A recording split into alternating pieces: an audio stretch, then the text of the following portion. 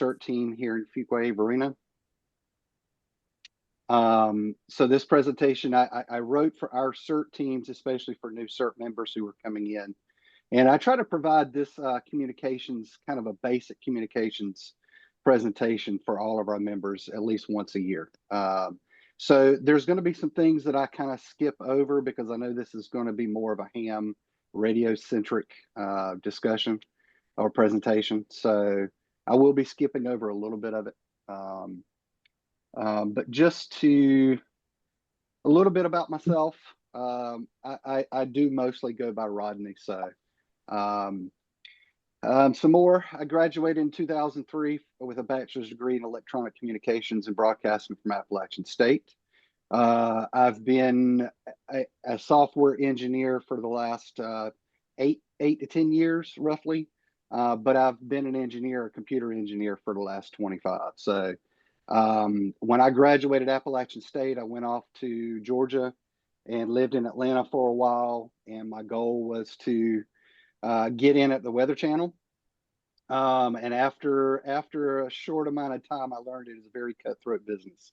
So after a while, I ended up moving back to North Carolina and falling back on all my computer skills and education from that. So I've been in computers for quite some time.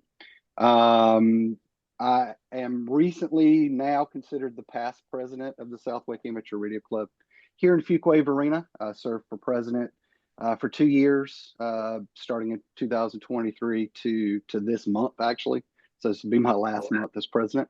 A year before that, from 2022 to 23, I was the vice president. So I'm also currently the president of Fuquay Varina CERT. So I've been that since last year. We originally had a, I wonder if we can, there.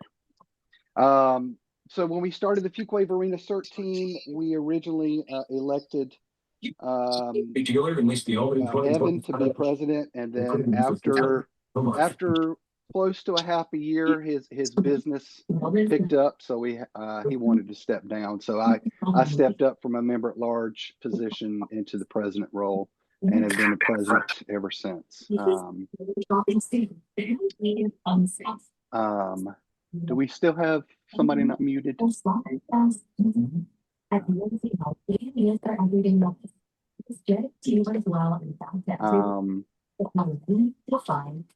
can y'all check your settings and make sure that you're muted if you're not Rodney, because we're getting a lot of background noise. Yeah. Thank you. Appreciate it. Thank you. I'm also a certified North Carolina CERT responder. So I've worked with Samantha on quite a few things, and enjoy working with her. I'm also a member of the North Carolina Oxcom here in Wake County.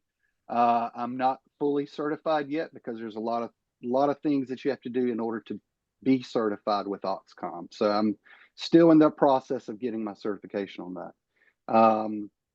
As I said, my ham license, I am Kilo Oscar 4 Zulu Foxtrot Oscar.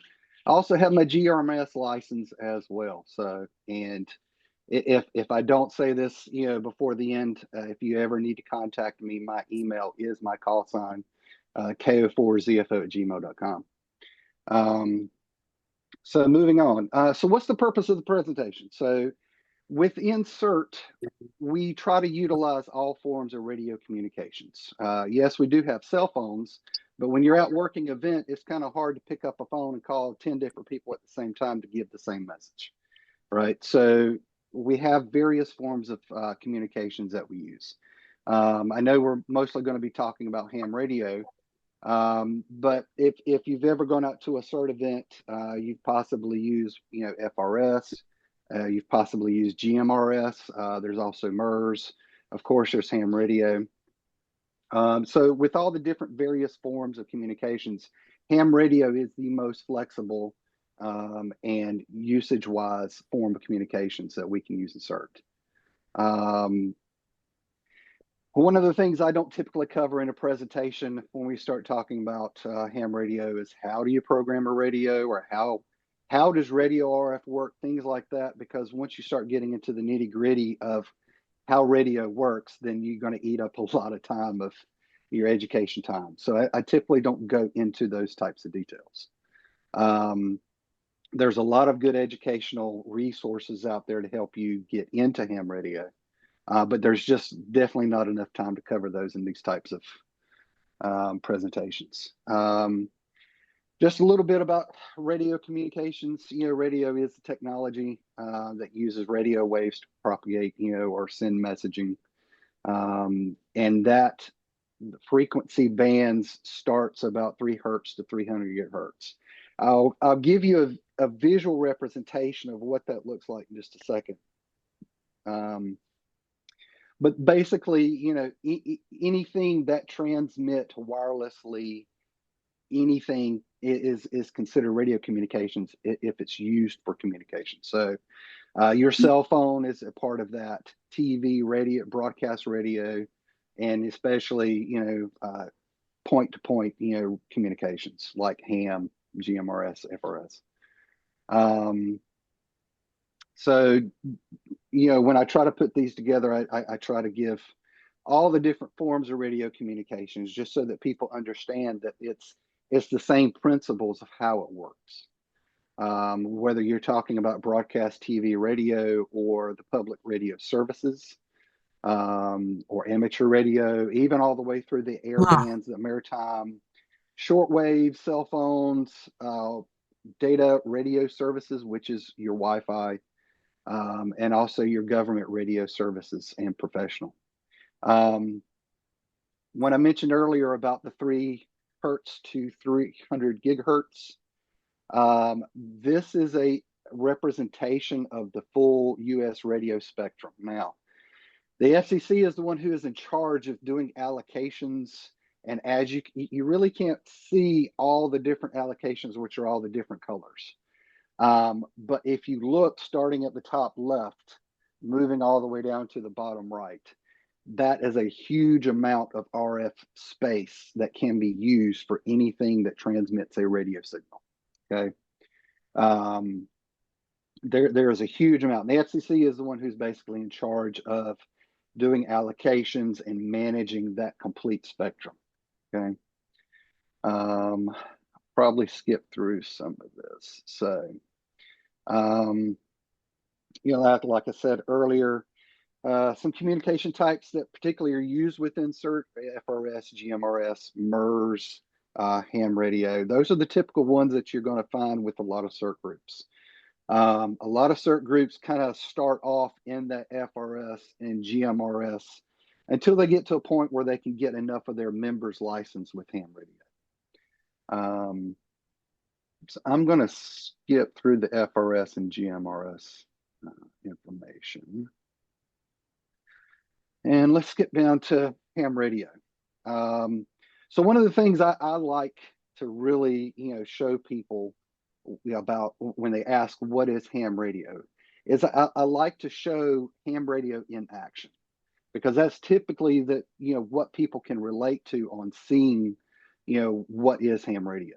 So I'm going to play you. I've got some videos in this presentation. So hopefully you can either turn your volume up or whatnot here. But let's see if I can. And with hundreds of people still missing in Western North Carolina and little communication from those hard-hit areas, people here in the Triangle are desperate to find missing loved ones. Yeah, but for someone, help is actually help is actually coming from an unexpected source. CBS 17's Maggie Newland is live for us tonight to explain that. Rod and Angela, we all know that storms can damage cell phone towers like that, knocking out a lot of communications. But even when that happens, a ham radio as small as this can help relay messages when people are looking for loved ones. But we've seen the devastation in Western North Carolina, and with that kind of damage, a lot of families are still waiting for word. I'm just scared for my brother. Just want to hear his voice. Here in Raleigh, Alyssa Becker is hundreds of miles away from the devastating flooding in Western North Carolina. But she's doing everything she can to get in touch with her brother, Jordan Rasbeck. He and his girlfriend, Swan Walker, live in a mobile home in Fletcher, a rural area outside of Asheville. I have gone through every single resource I can possibly find. With communication nearly non-existent in some areas since the storm, ham radio operators are stepping in to help where they can. This is Kilo Mike 4 Tango Charlie. Is there anybody standing by here on the hurricane net frequency? From his Johnston County home, Van Lee can communicate with people all over the world. He says ham radio can be a lifeline when disaster strikes. We don't need infrastructure. I mean, we can take a small low power rig and a battery and some wire, and we know how to build an antenna and get on the air. They can get messages to operators in western North Carolina, relaying names and addresses of people who are missing, and in some cases, getting information back to their worried families. Give us a name and location. You've got people on the ground there. If you've got an address, they'll actually go out and check. But with devastation like this, many families are still waiting for information, desperate for communication. My prayers go out to everybody affected by this. It's terrifying, and I never in my life thought that I would be in a position where I would be looking for a loved one in such a terrible catastrophe. It's not something anybody wants to ever have to go through. And the official number, if you're looking for a loved one, is 211. There are also a lot of social media groups that have popped up, some with thousands of people who are sharing information, trying to do anything they can to find their missing loved ones. We're live in Raleigh. Maggie Newland, CBS 17 News. All right. So that's one thing I like to show people is to get an understanding. And unfortunately, with Helene, we have had a major event that has kind of refocused and re-energized the usage of ham radio. Ham radio, from a public's viewpoint, has typically been, oh, that's a hobby. There's not much use for it, especially when cell phones came around, because everybody could just pick up the phone and call someone, whether it be cell phones. Or let me get on the internet and let me just shoot someone an email, or have a video call over the internet. So that's one of the first things I like to share with people who don't have any kind of knowledge on what ham radio can do and whatever. So jumping into ham radio. So what is ham radio? Ham radio is actually called amateur radio. So this is a cookie cutter definition of ham radio. And according to this, is a popular hobby and service that allows licensed individuals to communicate using radio frequencies for non-commercial purposes. It also encompasses activities ranging from being able to share communications with your family, all the way down into actually using it for emergency communications during disasters. That's a very cookie cutter definition of ham radio. So because I like to use video and audio within my presentations, this is a good informative. It's another short video of kind of giving you an idea of just basically what ham radio is. Amateur radio, also known as ham radio, is a popular service and hobby that enables so many activities, from public service to scientific experimentation to sheer fun. With more than 740,000 practitioners in the U.S. and 1.75 million worldwide, there are federally licensed amateur radio operators everywhere, in your neighborhood, in your workplace, and in your schools. People just like you use ham radio to communicate without relying on the internet or a cell phone network. And it can go wherever you go. You can hike a trail, climb a mountain, or paddle a river and take your radio with you. Ham radio even reaches as far as outer space. Ham radio operators can talk to astronauts aboard the International Space Station, talk to other operators through satellites orbiting Earth, and even bounce their radio signals off the moon and back. The amateur radio service is a valued element of neighborhoods and municipalities across the U.S. In times of disaster, when regular communications channels fail, the amateur radio service works with public service agencies such as FEMA, the American Red Cross, and the Salvation Army to assist emergency communications efforts. Amateurs can also use their radios to volunteer within their communities, providing communications for events like county fairs, parades, and road races. Although people get involved with amateur radio for many reasons, they all pass a test to earn the Federal Communications Commission license that shows they have a basic knowledge of the principles of electricity, radio technology, and operating rules. This knowledge has practical everyday applications that educators have used to teach science, technology, engineering, and math concepts. Lots of hams got into the hobby as kids and followed their interest in radio to exciting careers as astronauts, engineers, pilots, and more. The ham radio frequencies begin below the AM broadcast band and extend into extremely high microwave frequencies. Ham radio operators use these frequencies to... Did it lose the audio? Yeah. Okay. I can hear it. Yeah, I can hear it. I had no problem with it. Yeah. communicate with each other using microphones, Morse code, and even by interfacing a radio with a computer or tablet to send data, text, or images. Some compete in contests, trying to make the most radio contacts within a certain time frame. Amateur radio has been around for over 100 years, and the technology behind it continues to evolve and advance today. Operators are always finding new ways to explore amateur radio, experimenting with digital applications of this technology through things like coding, mobile apps, and drones. To learn more about the endless possibilities of amateur radio, where the technology is headed, and how you can get involved, visit ARRL, the National Association for Amateur Radio, at www.arrl.org.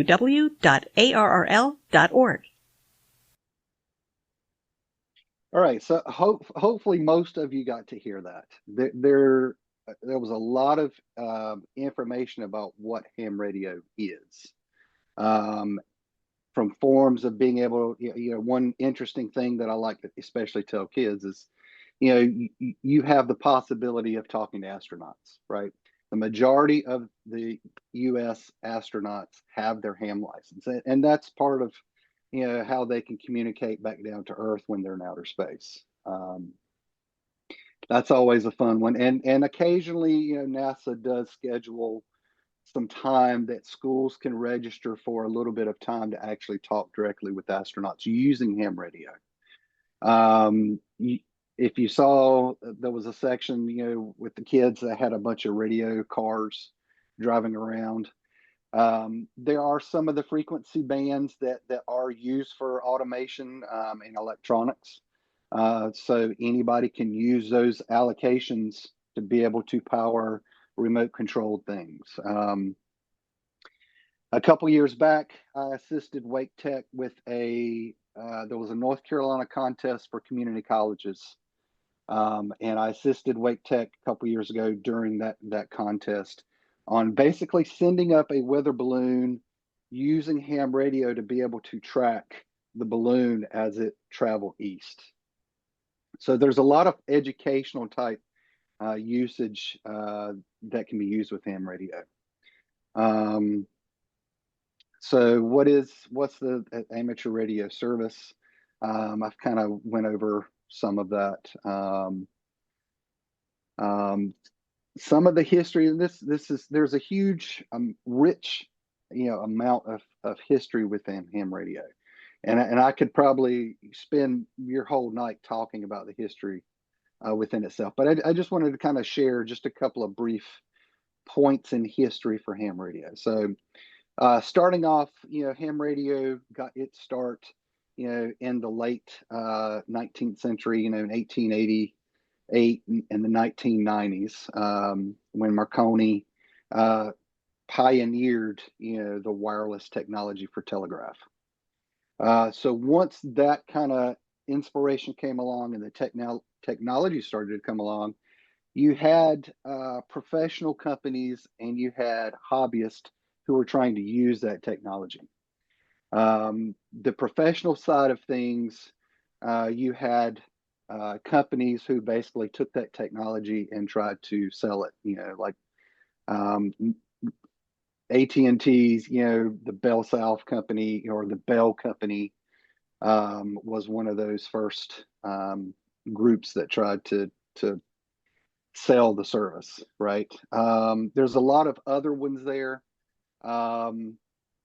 but that's just a small snippet of it. So you had the amateur side of things, you had the hobbyists who were wanting to get into the technology and jump on. So they started using the technology and actually using it. And they basically, started off, people just called them hobbyists. They really didn't infer the name of amateurs until later on.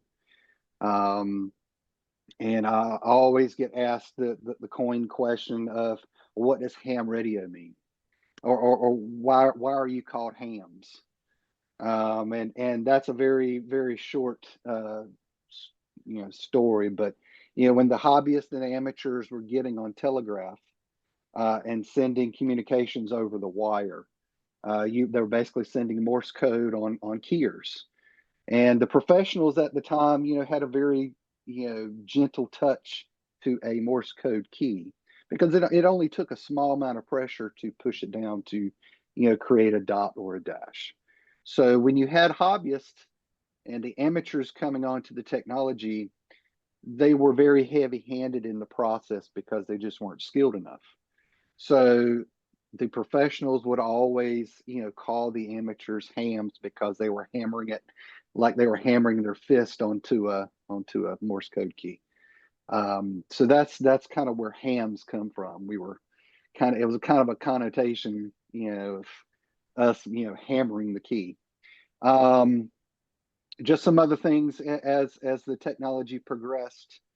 Some of the, back when the World War I started, there was a time period where the U.S. government actually, forbid any amateurs from sending communications, not only because it was interfering with the wartime efforts, but they were also afraid of spies actually sending communications over ham radio. So the U.S. government kind of stopped that from occurring during World War I, which started in 1917, and then they finally lifted those restrictions back in 1919. So we move on through that time period a little bit, and exactly the same thing happened in World War II.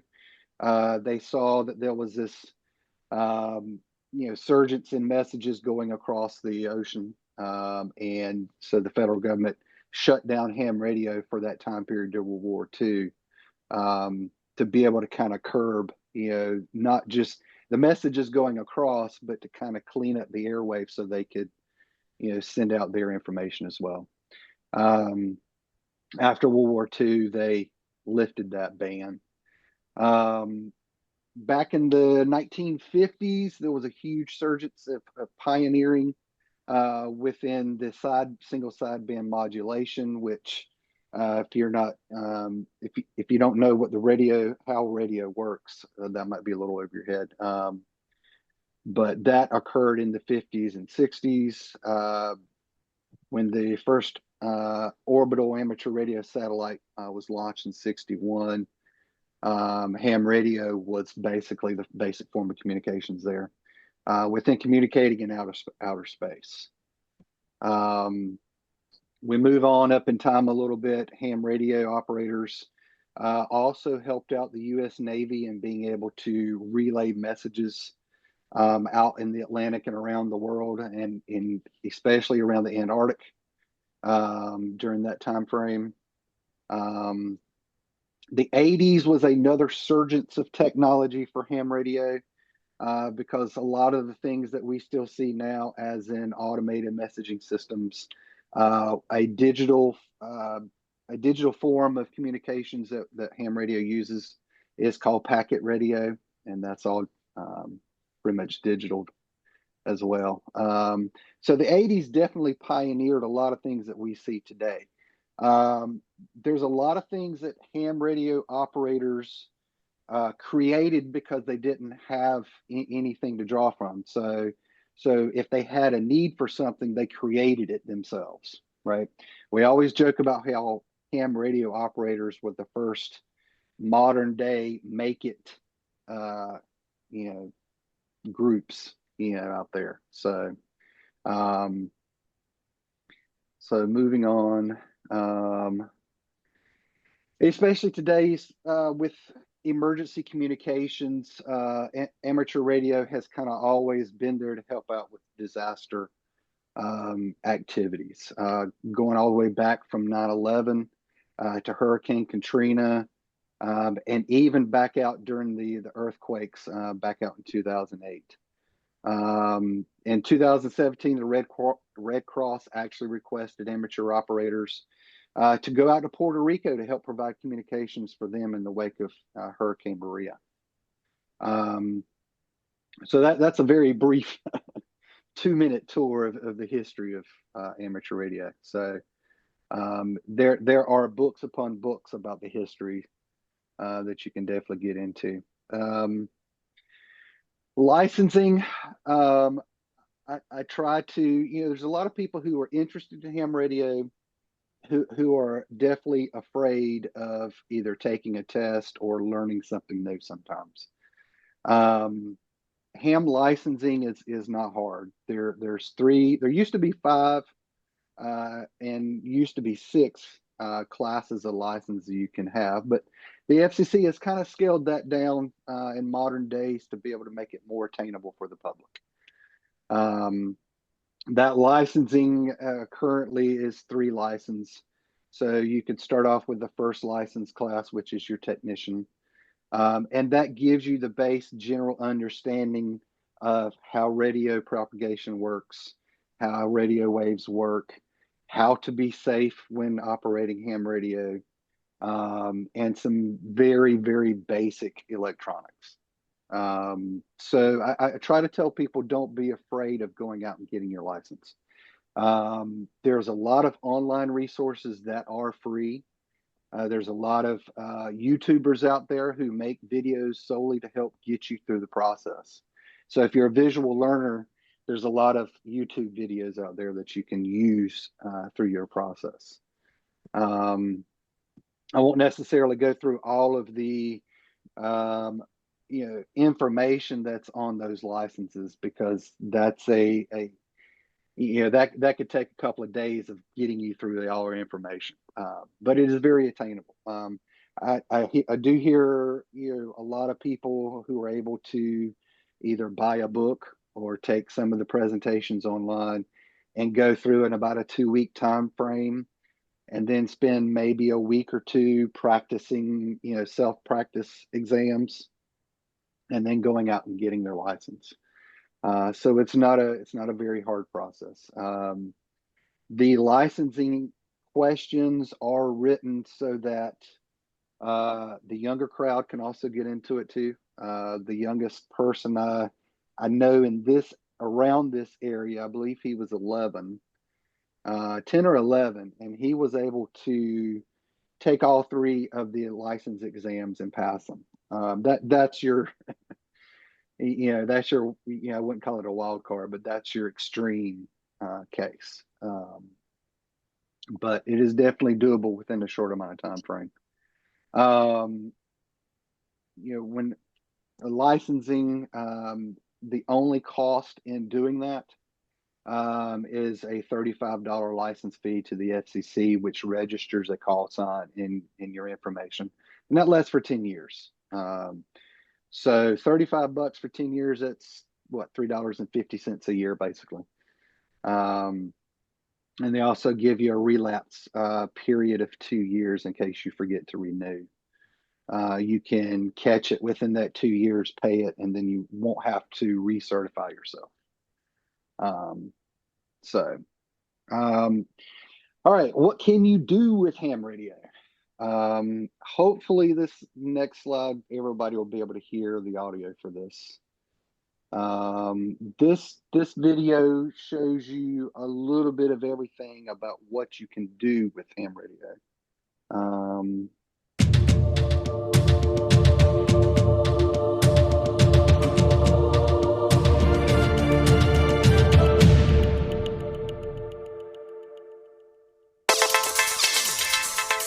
We live in an age of amazing technology. But for some people, just being a consumer of off-the-shelf gadgets isn't enough. If you're bored with this and looking for something more exciting, why not take a trip around the world at the speed of light. Delta Kilo 8 Lima Golf, this is Mike X-Ray 0 Sierra Sierra Whiskey. Okay, thank you Frank for coming back to my QRZ call. My name is Adam, as in Alpha Delta Alpha Mike, Alpha Delta Alpha Mike, Adam is my name. We all love to communicate. Amateur radio takes you beyond being a mere gadget user. It challenges you by putting you in charge of the technology. The bit that always interested me in the amateur radio was always the construction. One of the big things I've been interested in constructing is using the Raspberry Pi in amateur radio, because as a small single board computer it has a lot of potential, a lot of opportunities. So we're building a radio receiver. Okay. And so I'm just on the part which is the demodulator. This is a hobby with hundreds of different ways to have techie fun. Using this simple ham radio transceiver and a good antenna, you can talk to other amateurs around the world, and you can do it from almost anywhere. I'm at a portable station. The radio signals you transmit travel around the world at the speed of light. No internet connection or mobile phone signals are needed. Just your own skills as a radio ham. I'm 11 years old and I'm about to do the foundation licence here in England, over. I got into amateur radio really to get a greater understanding of technology. I spend so much time on my phone, on laptops, and really have no idea how any of it works. It was a really welcoming experience for me, a really great community, and really easy to actually do. In disaster situations, when normal communications are out of action, amateur radio still gets the message through, which is why many hams belong to organisations that train their members to provide emergency radio links when needed. I like the practicality of being able to send a message and know how to get something out to someone under your own steam, so kind of making it yourself. And I'm very interested in being able to do the electronics, being able to build things, being able to be self-reliant in communication. I think that's really interesting.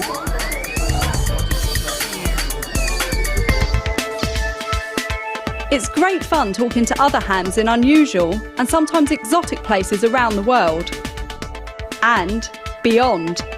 The International Space Station carries ham radio gear on board, and there's always licensed amateurs among the crew to use it, such as Commander Doug Wheelock. I've really enjoyed using the ham radio and talking to ham radio operators all over the world. Radio amateurs around the world also build and launch their own satellites, and hams anywhere can use them for space communication experiments, and of course to chat to each other. Golf 1 X-Ray India Echo. Golf 1 X-Ray India Echo, Golf Bravo 1 Yankee Oscar Tango America. Afternoon, 5 and 9. We're using SA50, which is an FM transponder satellite, which was going over from about west to north, around 70 degrees elevation. When computers and radios come together, there's a whole bunch of new opportunities for hams to connect by radio, sending text, transmitting pictures or real-time video, even displaying data from an amateur radio satellite orbiting the Earth. Mike 6 November Yankee Kilo. CQ, GB1 Utah. I got started in amateur radio because I'm a Girl Guide leader and I wanted to take up a hobby that I could do with my brownies. The interesting aspect of amateur radio is that you do learn how it works, and you get to communicate with loads of different people, find out about different areas of the world. You learn a bit more about the science of how it works, and you have a much more profound understanding of a technology that is going on all around you. In amateur radio, sport and radio fit together well too. I'll take another bearing in a minute because I don't trust that. These guys are trying to locate hidden radio transmitters, racing against each other and the clock. Amateur radio is a fantastic hobby for anybody who loves technology. I've only really been involved in the hobby for a really short amount of time, and I've been speaking to people all across the world. It's a really, really inviting community. One minute you're speaking to somebody about amateur radio, and it leads on to so many other discussions about other different technologies you may not have even thought of. So if you do get a chance, come and join us.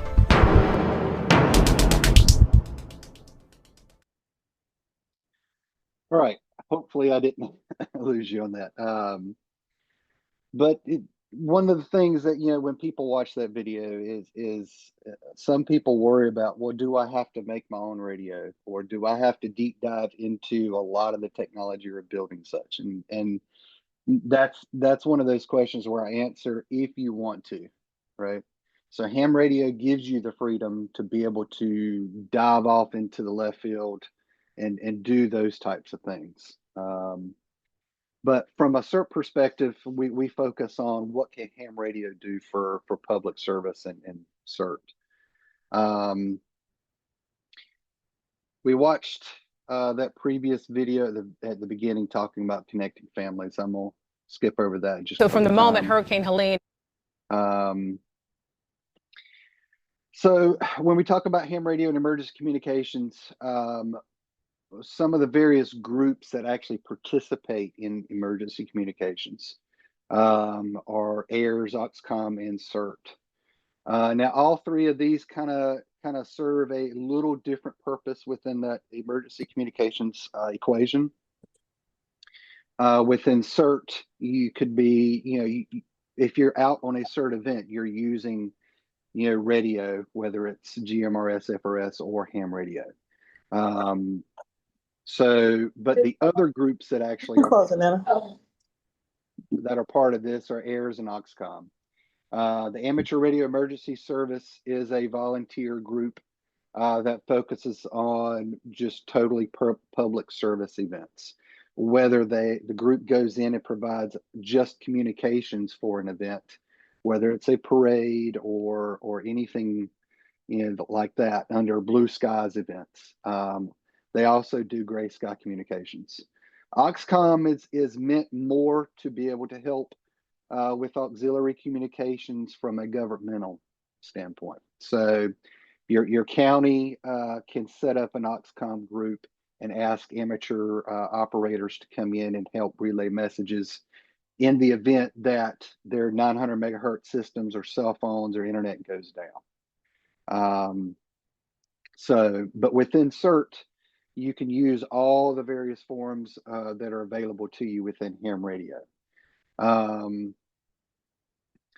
So from a CERT usage, within CERT, we like to use ham radio because it is the most flexible and adaptable form of communication. There are some other things that we can do, not only from organizing within communications and bringing people together on a message. We can also send ICS forms through WinLink. If you've never heard of WinLink, WinLink is a email system that was set up by ham radio operators back in the 80s and 90s that allowed ham radio operators to be able to send email in remote areas. So you could be out in the middle of the ocean and send an email out when there's no cell service and no other form of communications. Here recently we've had Starlink come up, but before Starlink, ham radio was the only way that you could send that types of information long distance. So CERT definitely utilizes those things, especially WinLink. WinLink is an application for ham radio operators that already has all the ICS forms templated in them. So you could pull up the application, start a template for whatever ICS form you were wanting to work on, and fill out the form, and then be able to take your laptop, plug it into your radio, and be able to send that ICS form to another email address to wherever you're going to send it to. And on the flip side of that, you can also receive your email through the WinLink system through that as well, as long as someone was sending it to your WinLink account. And then last, always nail in on this point about ham radio is independent and not reliant on any infrastructure or service outside of maybe the WinLink. But just using ham radio to be able to talk, if cell phones go down, if the internet goes down, if everything goes down, ham radio is going to be your form of communications. If you've gone out to a CERT event, you've used a ham radio or an HT to be able to communicate. But there are some instances where CERT has been asked to help relay messages for other types of events. So this was one example of how CERT was used, and I'll play this. Point. All we might know is that there's been a very large earthquake. We might not necessarily assume it's a Cascadia subduction zone. Nobody may even know at this point if it's major damage, but if there's an official declaration of emergency or official information, we would certainly be reaching out and trying to find out that information and find out the extent of such an event. So we'll see if we can check in with the Washington County Aries guys and or whoever's running a voice net over there on that side and see if we can get some information. This is N7JDT. Yeah, be advised that they're on simplex on 146.9. K7UQO, back to net. Okay, Jerry, yeah, copy 146.90 on simplex. I know that's their repeater frequency, and maybe their repeater is down now or something. Yeah, we'll see if we can get an official frequency here from the ARES station at the Beaverton EOC and see what they come up with here. Yeah, they run both simplex and duplex on that one frequency, if need be, so they're running simplex on it right now. Okay, understood. Lots of fun with that. Okay, we'll stand by here and see what the station says. EOC to net control. Yeah, go ahead, Eric. Yeah, affirmative. They say they are 146.900. Okay, and that's simplex, right? Affirmative. Okay, great. Hey, thanks for checking that out for us, Eric. Okay, do I have a volunteer station, somebody who has not already checked in with Washington County or District 1 ARES on 146.90. Do I have a volunteer station, somebody with a good signal who can go over there and check in for Beaverton CERT and find out if we can get a situation report?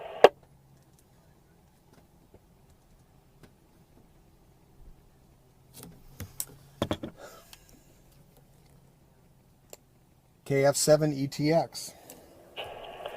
David, are you enlisting as a volunteer? I am, John. Okay, go ahead. 146.90 simplex. Identify yourself, call sign, and a representative from Beaverton CERT. See if you can extract any information, a few sentences, or maybe you can, well, I'm not sure how we're going to do this. We're going to do this by voice.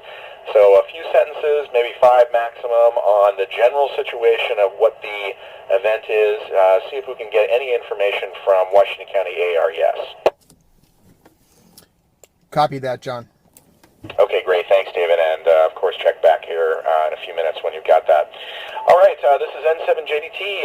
We're going to be concluding our exercise here in about 10 minutes.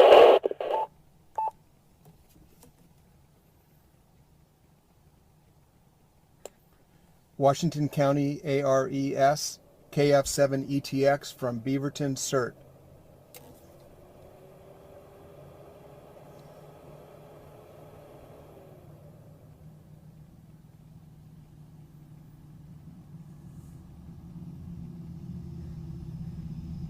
This is net control. Who exactly did you want to talk to? Net control, my apologies. This is KF7 ETX. I'm a representative from the Beaverton CERT team, and I was asked to check into the net and get a situation update that I can transfer back to Beaverton CERT. KF7 ETX. I don't have much to report. I can report that the sheriff's office is well represented. Beaverton EOC is well represented. Sherwood and Hillsborough. that's about it. The Sheriff's Office, WC7 EOC, might be able to provide you a little bit more information. You could give them a call. So go ahead. Yeah, I copy. This was just mainly just an exercise to check in and then pass information back to Beaverton CERT. So I greatly appreciate that. This is KF7ETX. KF7ETX. Yeah, go ahead, David. How'd you do over there? Well, John, this has been an interesting learning experience for me from the beginning to the end, but I checked in with Washington County Aries, and they wanted to pass on that the Sheriff's Office is well represented, as well as Beaverton EOC, Sherwood, and Hillsborough, and everything is going fine from their end. KF7ETX. Okay, great, David. I knew I was kind of throwing you into the pit there a little bit. Yeah, in a real event, if we'd had a major earthquake, we would be reaching out and sending, as we call them, liaison stations to go and make contact with other nets that we know of on the air. We do that for a variety of purposes. One being we would send somebody over to ARES to find out how large the situation is, just give us some general information. Of course, in such an event, everybody would be asking themselves, how long might it be before we see major rescue efforts or relief efforts undertaken? And in the event that we're talking about here, a 9.0 just off the Oregon coast, the realistic situation might be a long time coming before we see major relief activity. So we'd be seeking to check in with other nets, find out how much is going on out there, and especially getting a situation report. How large the earthquake might be, how many stations around the area are affected, other cities and counties, what the general situation is. Might be very hard assimilating and compiling and summarizing quickly that information, but we'd certainly undertake that activity. So in about our one last minute here during the exercise, do I have any last minute messages or traffic or check-ins for our net this morning? This is N7JDT. All right. Hopefully I didn't put you to sleep on that. But that just shows you just something that CERT also helps out with relaying messages during an event, not just actually working as a group in an event, but working with other groups during an event or exercise. This next video I'm going to skip because it looks, time-wise. So one of the various things that ham operators can get involved with is what's called Skywarn. I always try to encourage ham operators to learn more about Skywarn and be active if possible. And this is one of the part of that public service of being a ham operator. So Skywarn basically was a program that started by the National Weather Service to assist them with on-the-ground reporting. With the radar systems that they have today, they can only see a certain distance off the ground and higher. So there's a portion closer to the ground that they cannot see with the radar. So the National Weather Service started a program to allow amateur radar operators to send in weather reports, which help them correlate data and to be able to call for a warning or watch. I know it's getting close to time. And if you are caught in those severe thunderstorms, reports of hail, wind, flooding, and tornadoes help out not just the Storm Tracker 12 weather team, but also our community across the Mountain State. Storm Tracker 12 meteorologist Casey Herman explains how you can learn how to report severe weather as a Skywarn spotter. In March and April, your local National Weather Service office will conduct multiple weather spotter classes. If you have an interest in weather, it's a great class to really learn a little bit more without, taking a lot of your time, and ability to really help your community out. Each spotter class is about 2 hours long in total, where you are learning about weather and how to report it. And a storm spotting class gives people the ability and equip them to report severe weather, to the National Weather Service for hail, strong winds, tornadoes, flash floods. Shelf clouds, wall clouds, these are all things that spotters can look at and kind of get a good idea about what weather's coming. But there's a lot of lookalikes as well, some scary looking clouds that make people think it's a funnel cloud or tornado, so we go over that. Although this class gives you the ability to identify and report weather events, the #1 priority is safety. It takes 10 minutes to get a report of a tornado because that person's getting to a safe place. You know, that's fine with us. So we don't encourage storm chasing. We just tell people how to report safely to the National Weather Service, and their safety is first and foremost. Even if not a spotter, it is so important to report what you're seeing to the National Weather Service, which in turn helps them issue watches and warnings. A phone call, a 1-800 number that spotters can call, and that's for life-threatening events like that, that's the best way. But we also offer a web form. We have an app. Social media is big. You know, people always report Facebook and Twitter on there. So, and we have an email too. So we have a lot of different ways folks can. Nope. Sorry about that. That was almost at the end. So this is, I'll skip past this. And I think the rest of the information is, yeah. So just to kind of reiterate, it's very hard to cram what is ham radio in an hour. There are so many different things about ham radio that you could talk about and get into. But I tried to just take a snapshot of just various things about what is ham radio to kind of help build the picture if you don't already have your ham radio license. It's a very useful tool, not just from a CERT perspective, but also from a preparedness level for your family. So even if you enjoy going out camping and hiking and doing outside, activities, you can use ham radio within, your family.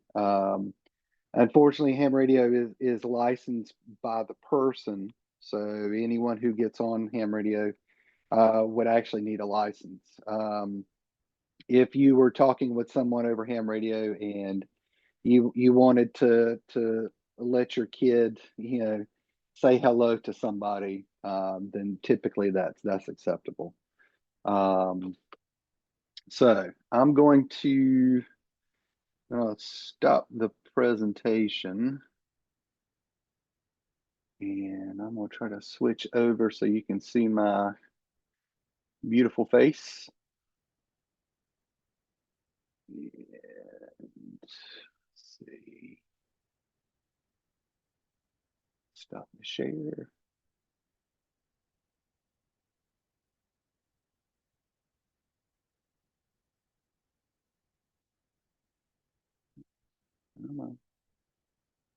All right.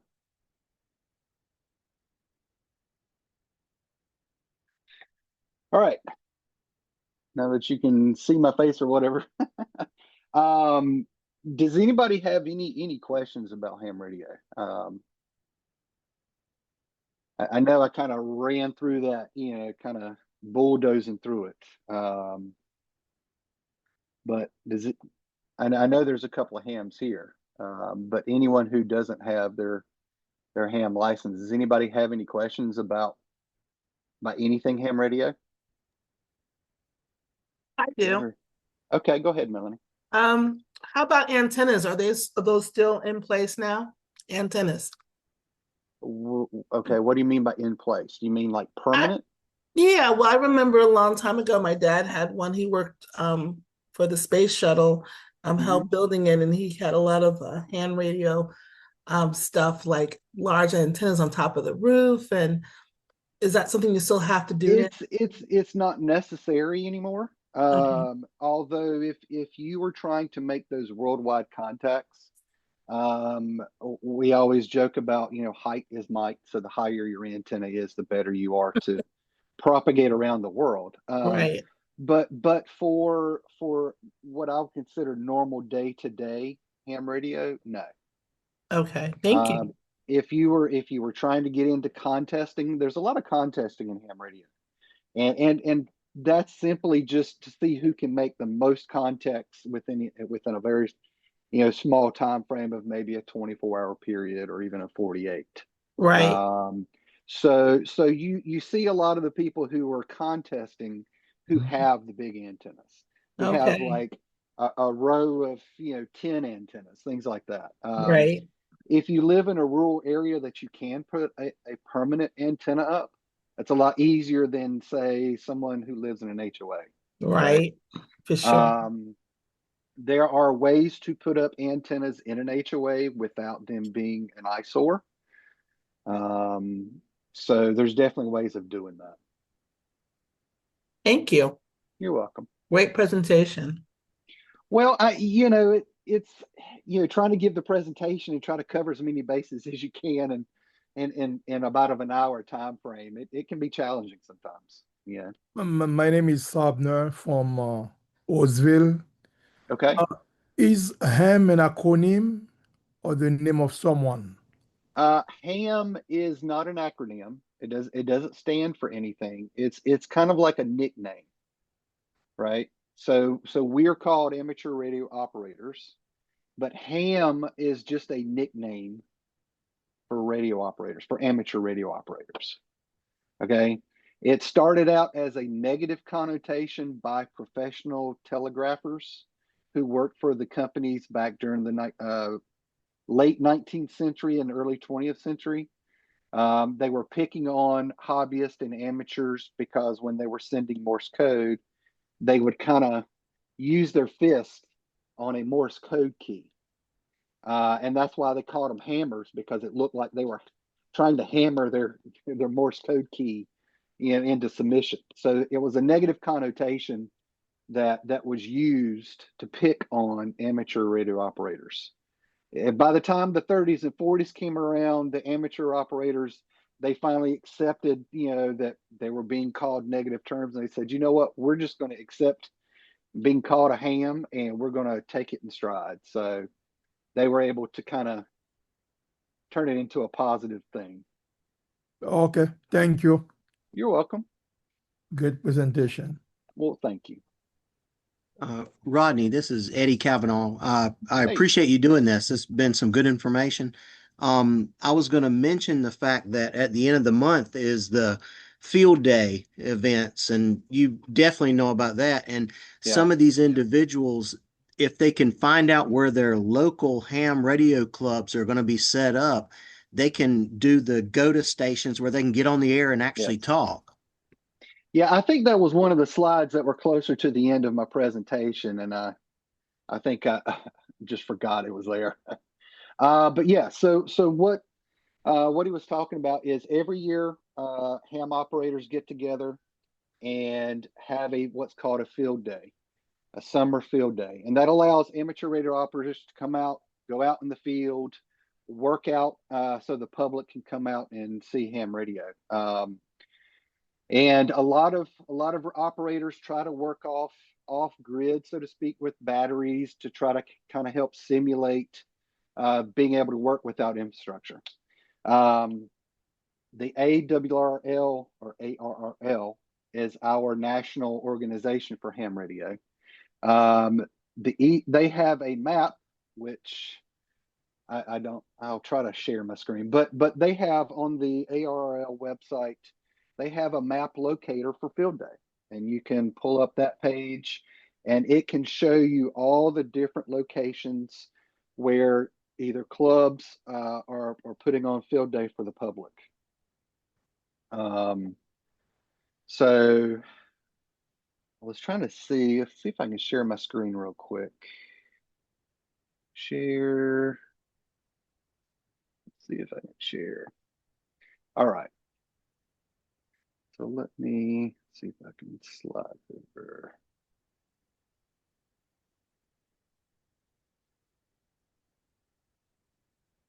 So the website for them is arrl.org. And I'm just going to go up here and search field day because I don't remember exactly which navigational pieces.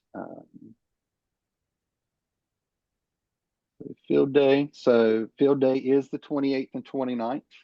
The actual contesting portion, because they treat it as a contest to allow people to try to have fun doing that. But if you go to their website with the field day locator, you can, sometimes their map is a little slow, so hopefully, so this is North Carolina, or that area. I don't want it to redraw all the points for all the other states around it, because that takes, there it is. But as you can see, all those points on that map are locations where you can go see ham radio in action. And I'm going to see if I can click on ours here in Fuquay. Nope. That's Johnston County. That's an Anger. Okay, so here's the one we're having in Fuquay. So if you clicked on any point on the map, first you'll see the call sign of the group themselves. The South Wake Amateur Radio Club call sign is N4SWC. The address is actually where they're putting on field day at. So this year, in the past, we've always operated out of the American Legion building, post 116 here in Fuquay.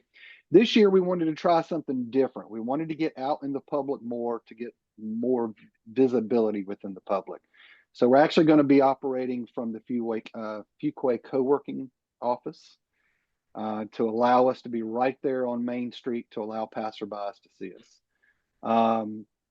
As he mentioned, a get on the air station. So some of these locations are offering a get on the air station.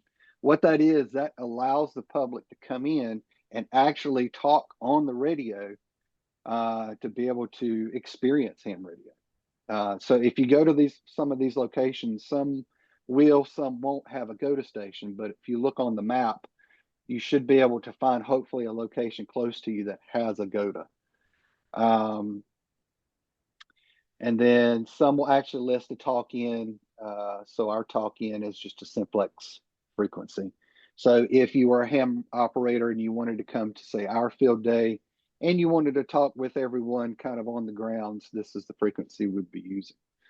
You'll also notice my contact information because I'm the one who registered for the event on their service. Is there anything else, Ed or Eddie, that you think would be helpful? Because no, that's good. You've covered quite a bit, and I will say that being a CERT team member first, and I got very interested in ham radio. It seemed like it was the next iteration to have another tool set to put in my bag. So you've covered quite a bit. Yeah, it's a lot of information, and I've tried to create these presentations to cover different types of audiences. So you'll notice, like with some of the videos, especially the one video that was done by a British, club, they had a lot of kids in theirs, and there's a huge push, to get kids early into ham radio, because once they kind of grow up, get into high school and college, they typically, are doing so many other things, they're not interested in ham radio. So trying to get the younger kids into it early enough, they can carry those skills, throughout their lifetime. So there's a lot of videos nowadays that have a lot of kids in them, to kind of help spur the younger crowd. So anyone else have any other questions? Ronnie, the only other thing that I saw in the chat was somebody was asking about how much a radio or a device would cost for a beginner, and do you recommend any specific model for someone just getting started? So the short answer to that question is you can spend $30 to $50 on a starter radio, and that basically gets you a handheld to help you so that you can use that with your technician class license. Okay. Now, out of that range of handhelds or a mobile radio to stick in your car, those can range from $100 to $600. So, if you want the Cadillac, radio, then you're definitely have the freedom of doing that. Once you get your general class license, which is where your DXing comes into play, which is your long distance, you're around the world talking, those radios start kind of around that 300 range, all the way up to the Cadillac base station radios, which can go up to $30,000. So there's a huge range. So if you're just getting started into it, I always suggest someone get a decent, handheld that covers your UHF and VHF range for your technician license. You can start off with, a lot of people will get what's is called the Baofeng radio. It's a Chinese radio. It's only like 20 to 30 bucks roughly to start you off with. I usually jokingly call them the trash can radio because they're cheap enough that if you drop it, you break it, you destroy it out in the field, things like that, then you pitch it in the trash can and you can grab another one, right? But once you feel more comfortable with it, you can get the more beefier radio handhelds, and even get some that have digital components to it as well, which is referred to as DMR. Does that give you at least a starting point, price wise? I think that's a great place for somebody to get started. That's awesome. Yeah. And when you start talking about equipment, that is a huge rabbit hole.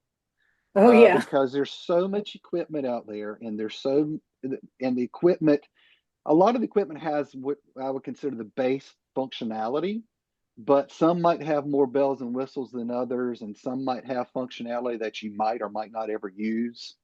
So I usually tell people to find a UHF, VHF radio for ham radio with, 50 bucks. Get that. You can purchase that now to listen on before you get your license. So one thing I tell people who are interested in ham radios, you don't need a license to buy the equipment. You just need the license to be able to transmit with the equipment. So you can pick up the equipment and start listening to transmissions, or be able to listen to a lot of the repeaters, which are just ways that your handhelds can connect to a repeater to be able to broaden out that distance.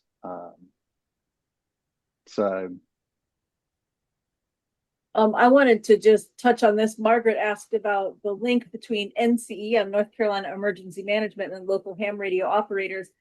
Margaret, that's not so much through CERT, but we do have ham radio operators at the Emergency Operations Center for many of our exercises and also our activations. But those people have AUXCOM, that's AUXCOMM credentials. And so they're not, I mean, some of them may be CERT volunteers, but that doesn't have much to do with CERT. It's more about getting the training in the communications. And I know we had a lot of AUXCOM folks in during Hurricane Helene, and they were quite instrumental in helping us keep up communications with the western part of the state. So there are classes all the time on terms. If you want to look on there, just search, I'll put it in the chat. If you just search for AUXCOM classes, they're all over the state, and there's several of them a year. So you should be able to find something there. Yeah. So I'm currently going through my certification for AUXCOM. So all the IC courses that you've had to take for CERT are the same beginning requirements for AUXCOM. So you have to have 100, 200, 700, and 800. And then once you get that under your belt, which most people in CERT kind of do anyway, the class you're looking for is called AUXC, which is AUXC. That typically is a 3 to 4 day training, which goes over a lot of different things. Once you would go through and complete that course, then they give you a task book, a personal task book. And that task book is basically getting sign-offs for you being able to show your aptitude or show your learning process on the various things within AUXCOM. So once you get your task book done, get it signed off, then whoever's in charge of AUXCOM in your area, typically by the county, you would have that director, so to speak, sign off on all of your requirements. And then once that's completed, then you would complete your certification. Now, of course, there's always extra things that you can train and learn after that point. But most counties now require you to be, Oxcom certified in order to be able to help out with emergency management, not just at a county level, but at a state level as well. Rodney, thank you so much. This was a great talk and so much great information. I love that you touched on the history, and I learned a lot about ham, and I'm KJ4ULR, but I still learned so much tonight. So thank you so much for taking the time to do this. And if y'all come up with any other questions, I think you all have my various email addresses, but I'll just put one in there in the chat that's easy to remember. If you want to send me any questions that I can pass them off to Rodney and get back with you, I'd be happy to do that. I think we've kept everybody a little bit over an hour, so I just want to thank everybody for joining us tonight, and especially you, Rodney. Thank you so much. Well, thank you, Samantha, for asking me to do this. Absolutely. I love talking about ham radio. That's great. I love trying to talk about it in 1 hour is. I know. I pushed you a little on that, but it's great. Okay. No, it was awesome. Great. Well, y'all take care and stay in touch, and we will see you guys very soon. Thanks for coming tonight. Thank you. Thank you.